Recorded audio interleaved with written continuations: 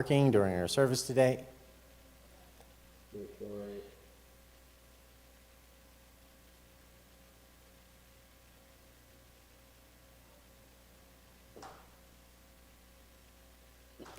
Hello friends, I want to apologize because the sound was not working during our service today.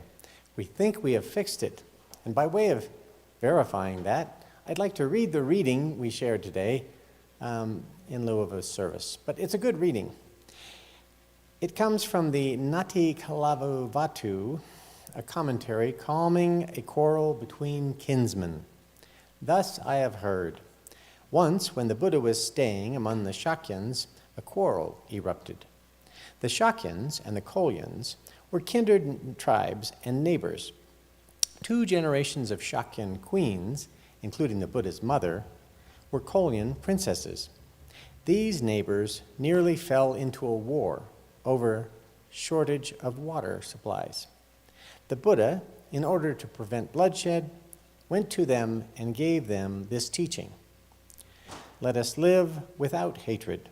Follow the way to peace. At that time, the waters of the river Rohini were confined by a single dam erected between the Shakyan city of Kapilavastu and the Kolyan capital. That water cultivated the fields of both the Shakyan and the Kolyan sides of the river. In the month of June, the crops began to droop.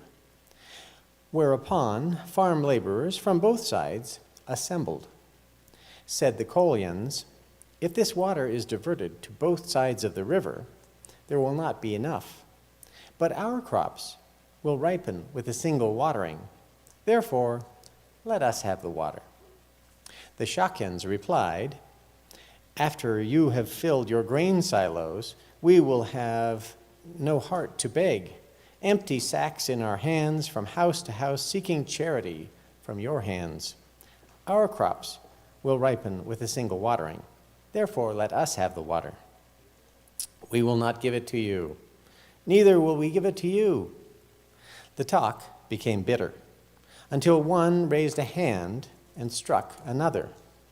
The other returned the blow, and a general brawl ensued. The combatants making matters worse by casting aspersions on the origin of the 2 royal families. The Kolyans said, you who live in the city of Kapilavastu, take your children and go where you belong. Will we suffer in a battle against those who procreate like dogs and jackals? The Shakyans replied, you lepers, go where you belong. Will we suffer harm from your army of monkeys who live in jujube trees? Both sides reported the scuffle to the ministers, and the ministers reported the scuffle to the kings. Thereupon the Shakyan army sallied forth at dawn, armed for battle, and cried out, we will show the strength and power of dogs and jackals.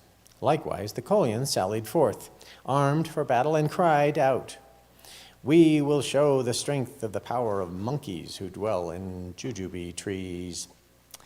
At dawn, the Buddha surveyed all the world with his mind's eye, taking stock of all its goings-on.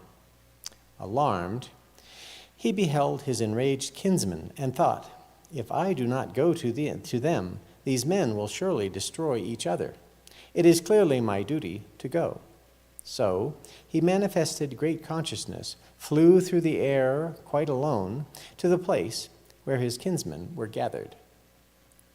He seated himself cross-legged in the air above the middle of the Rohini River. When the Buddha's kinsmen saw the teacher, they lowered their weapons and bowed to him. The teacher said to the warriors, what is all this? What do you quarrel about?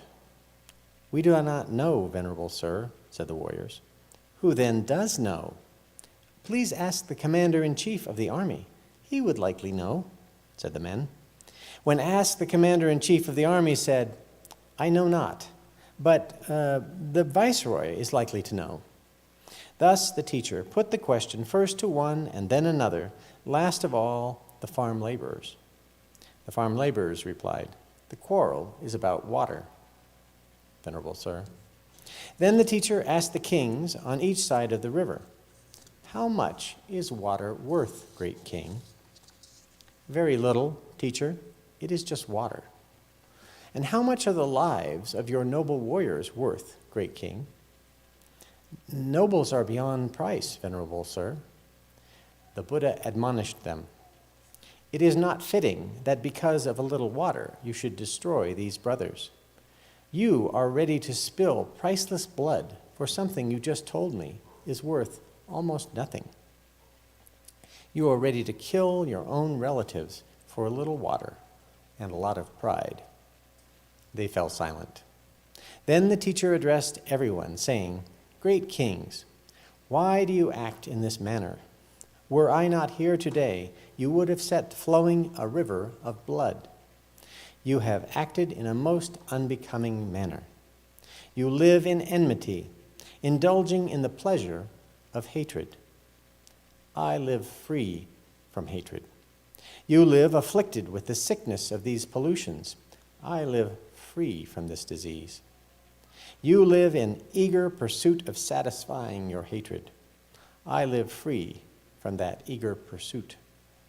So saying, the Buddha proclaimed the following verse: Let us live on without hatred among those who may have hatred. Let us live on without sickness among those who have sickness. Let us live on without longing among those who may have longing. At the end of the teaching, the armies withdrew, and the farmers came to a reasonable and equitable distribution of the water. Many present reached the fruition of stream entry in the Dharma path.